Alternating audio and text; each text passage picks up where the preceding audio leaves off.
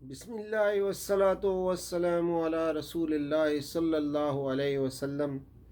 سورہ محمد آیات 1 تا 38 صلی اللہ علیہ وسلم دورہ قرآن کے اس پروگرام میں حاضر خدمت ہے۔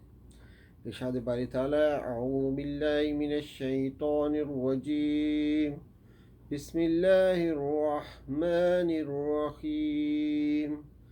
الذين كفروا وصدوا عن سبيل الله أضل أعمالهم والذين آمنوا وعملوا الصالحات وآمنوا بما نزل على محمد وهو الحق من ربهم كفر عنهم سيئاتهم وأصلح بالهم۔ صدق اللہ العظیم۔ رب اشرح لي صدری ويسر لي امری واحلل عقدۃ من لسانی یفقهوا قولی۔ اللهم ارنا الحق حقا وارزقنا اتباعه وارنا الباطل باطلا وارزقنا اجتنابه، آمین یا رب العالمین۔ سورہ محمد مدنی سورہ ہے۔ اس کا دوسرا نام سورہ القتال بھی ہے۔ سورہ الحدید کے بعد نازل ہوئی۔ ترتیب تلاوت میں اس کا نمبر 47واں اور نزول میں اس کا نمبر 95 ہے۔ ہجرت کے بعد پیش آنے والے حالات میں مسلمانوں کے پاس دو ہی راستے تھے، جن میں سے ایک کو انہوں نے اختیار کرنا تھا۔ یا تو وہ دین حق کی دعوت و تبلیغ ہی سے نہیں بلکہ اس کی پیروی تک سے دستبردار ہو کر جاہلیت کے آگے جو ہے اپنے ہتھیار ڈال دیں، یا پھر خود مرنے اور دوسروں کو مارنے کے لیے اٹھ کھڑے ہوں اور سر دڑ کی بازی لگا کر ہمیشہ کے لیے اس امر کا فیصلہ کر دیں کہ عرب کی سرزمین میں اسلام کو رہنا ہے یا جاہلیت کو رہنا ہے۔ اللہ تعالیٰ نے اس موقع پر مسلمانوں کو اسی ہزیمت کی راہ دکھائی جو اہل ایمان کے لیے ایک ہی راہ ہے۔ سورہ محمد کا موضوع اہل ایمان کو جنگ کے لیے تیار کرنا ہے اور اس سلسلہ میں ان کو ابتدائی ہدایات دینا ہے۔ اسی مناسبت سے اس سورہ کا نام سورہ القتال بھی رکھا گیا ہے۔ سورہ کے آغاز میں بتایا گیا ہے کہ اس وقت دو گروہوں کے درمیان مقابلہ درپیش ہے۔ ایک گروہ کی پوزیشن یہ ہے کہ وہ حق کو ماننے سے انکار کر چکا ہے اور اللہ کے راستے میں سد راہ بن کر کھڑا ہو گیا ہے۔ دوسرے گروہ کی پوزیشن یہ ہے کہ وہ اس حق کو مان گیا ہے جو اللہ کی طرف سے اس کے بندے محمد صلی اللہ علیہ وآلہ وسلم پر نازل ہوا تھا۔ اللہ کا دو ٹوک فیصلہ ہے کہ کافروں کے تمام اعمال ختم، ظاہری نیک اعمال بھی اور کفری چالیں بھی، اور مومنوں کے حالات اللہ نے درست کر دیے۔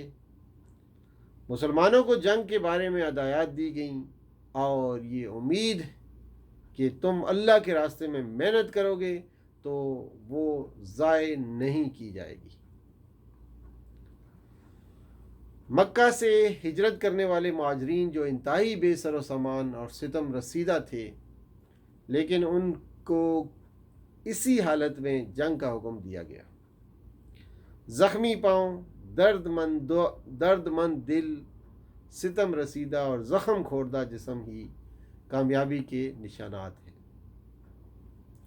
مکہ سے مدینہ کا تقریباً 500 کلومیٹر پیدل سفر اور اس میں لگنے والے زخموں نے ان مومنوں کو زخمی شیر بنا دیا تھا جو زیادہ خطرناک ہوتا ہے۔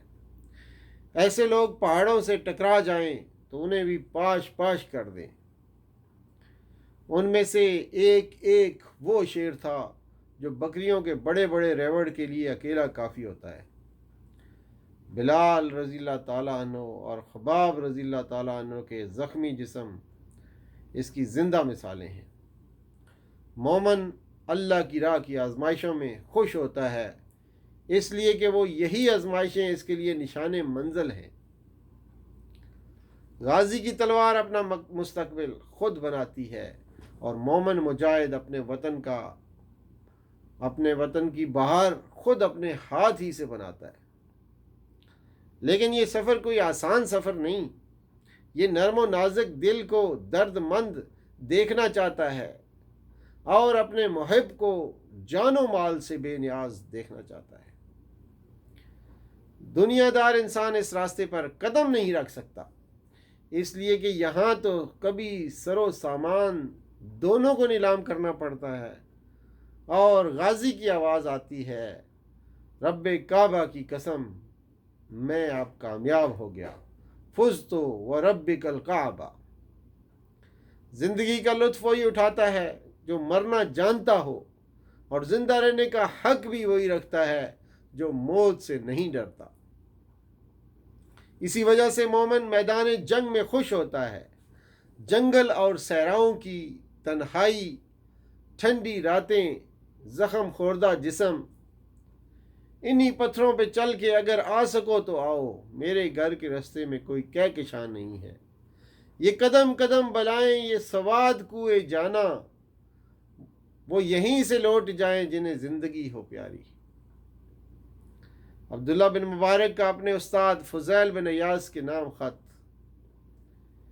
کہ اے حرمین شریفین کے اندر عبادت کرنے والے، اگر تم نے ہمیں میدان جنگ میں دیکھا تو تجھے یقین آئے گا کہ تو وہاں عبادت میں کھیل رہا ہے۔ اسلام کی فطرت میں قدرت نے لچک دی ہے، اتنا ہی یہ ابھرے گا جتنا کہ اس کو دبا دیں گے۔ حکم ہوا جنگ کرو، صلح کی پیشکش نہ کرو۔ کوئی سلامتی کونسل، کوئی اقوام متحدہ یا کوئی بھی پارلیمنٹ تمہارا فیصلہ نہیں کرے گی، فیصلہ تمہاری تلوار کرے گی۔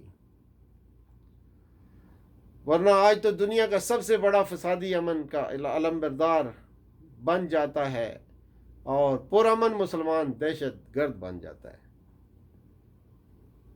حکم ہوا مال سے محبت نہ کرو۔ یہ سورہ محمد ہے۔ ان زخمی شیروں کو جنگ کا حکم دیا جا رہا ہے، جن کے بارے میں اقبال نے کیا خوب کہا ہے، فطرت کی مقاصد کی کرتا ہے نگہبانی، یا بندہ صحرائی یا بندہ کوہستانی۔ انقلاب وہ لوگ لاتے ہیں جو مر جاتے ہیں، زندہ لوگ تو اکثر شہداء کے خون سے خیانت کے مرتکب ہوتے ہیں۔ کوئی زندہ بھی رہنا چاہے اور انقلاب بھی لانا چاہے، این خیال است و محال است و جنون۔